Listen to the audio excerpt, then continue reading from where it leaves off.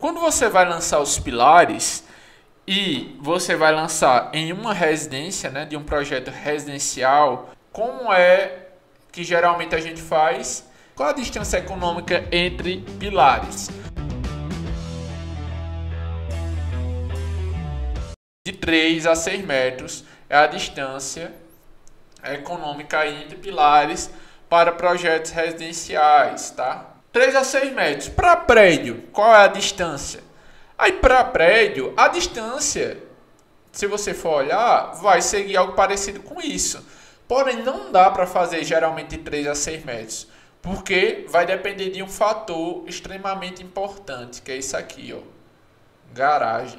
Quem manda na distância de pilares, de um pilar para o outro, quando você está falando de prédio, é o edifício garagem. Porque geralmente o prédio ele vai ter o quê? Ele vai ter aqui os pavimentos aqui, que vão ser os pavimentos tipo. Aqui vão ser os pavimentos tipo. E embaixo dele vai ter aqui geralmente um pavimento um pouco maior de área. E aí aqui embaixo vai ter o pavimento garagem.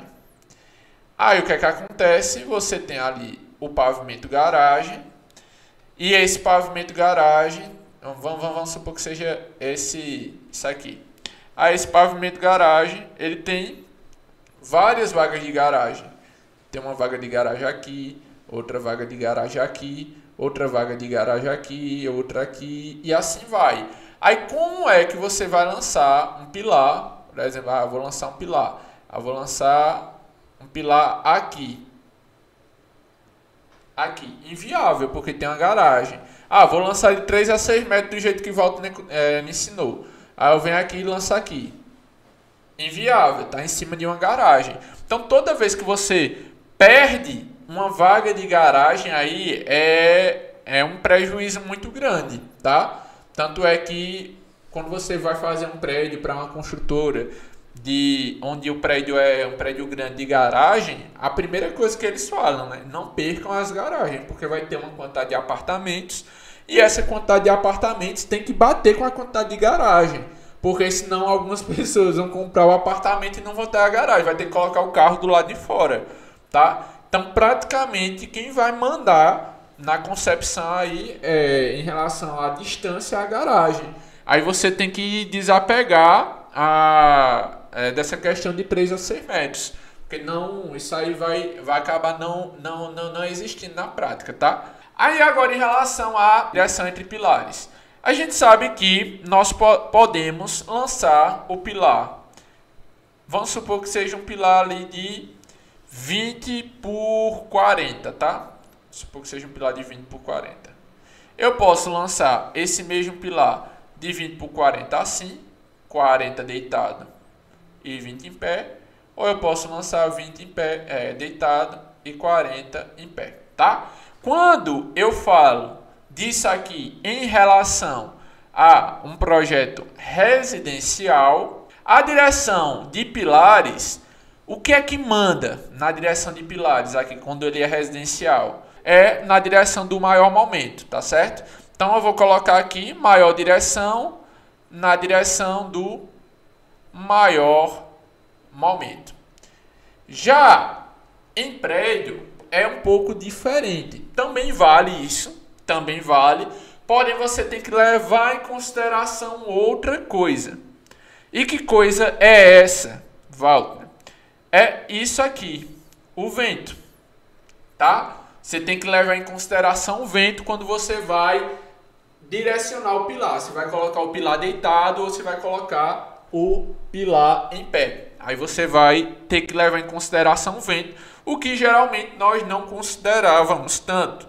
Porque um projeto residencial, é só você imaginar, né? Eu tenho aqui um projeto residencial, aí esse projeto residencial, vou desenhar ele aqui, ele vai ter aqui 2 pavimentos. Tem 2 pavimentos. Primeiro andar, cobertura e térreo. Como é o vento aqui é um vento bem fraquinho. É um vento bem pequeno aqui. Ó. Por quê? Por causa da altura.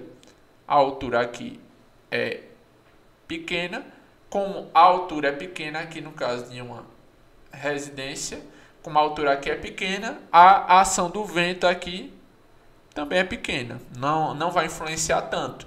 Logo, o que é que vai influenciar mais no caso de uma residência vai ser essa outra ação, que aqui é a ação da gravidade. Essa da gravidade aqui, ela vai influenciar muito mais, tá? O vento deve ser considerado, tá certo? Mesmo que seja uma edificação pequena, que, claro, a incidência do vento é menor do que quando eu vou tratar aqui, por exemplo, de um prédio. Imagina aqui que eu tenho um prédio, é uma ação muito maior. Que a ação do vento ela vai crescendo conforme a altura.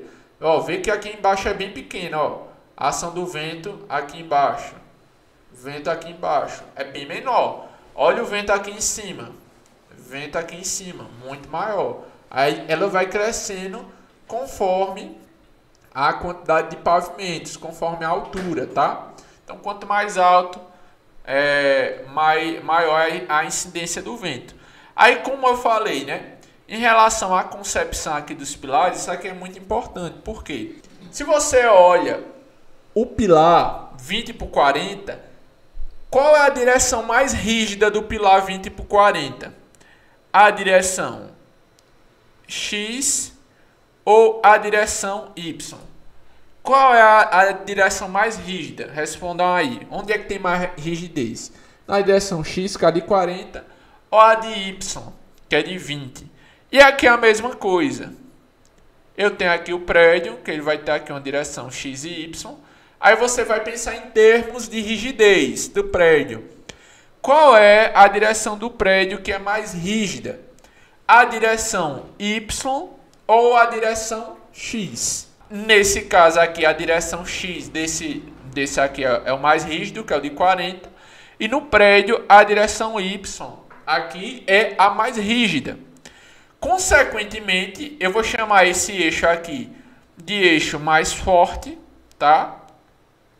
E eu vou chamar esse eixo aqui de eixo mais fraco. Vamos supor que isso aqui é o prédio, isso aqui é um pilar. Mas vamos supor que é um prédio. O vento bate aqui no prédio, ele vai deformar, mas vai deformar menos.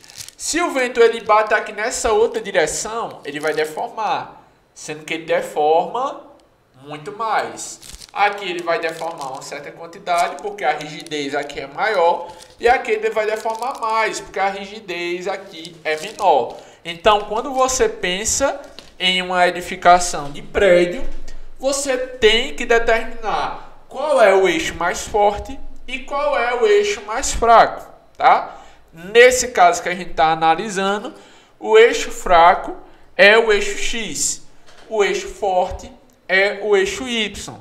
Consequentemente, eu devo lançar mais pilares aqui nesse prédio aqui, mais pilares deitado ou mais pilares em pé? Deitado, exatamente. Por quê?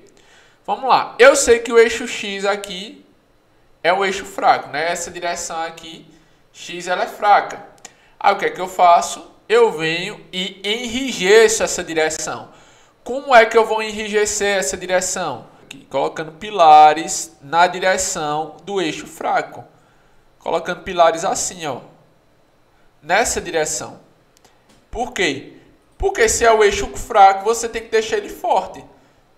Porque senão ele vai gastar muito aço para ficar de pé, tá? E vai deformar demais na ponta do prédio, lá na máxima altura dele. Então, quanto mais pilares nessa direção aqui deitado, mais rígido, mais forte vai ficando esse eixo.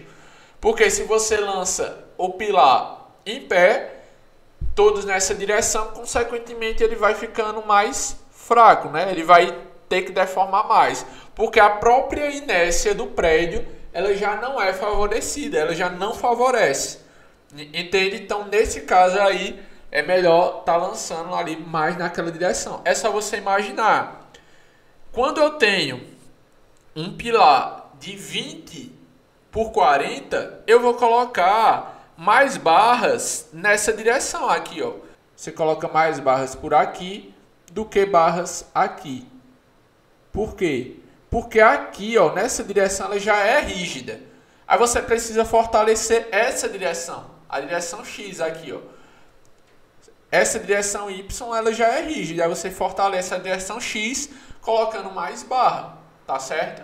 Então, é assim que funciona, beleza?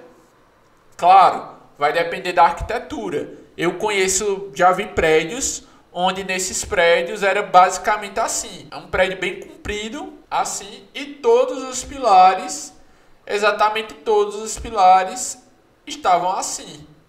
Por quê? Por causa da arquitetura. Porque se colocasse para dentro, se colocasse deitado, ia acabar atrapalhando a arquitetura, tá? Mas aí é questão de arquitetura, não questão de estrutura.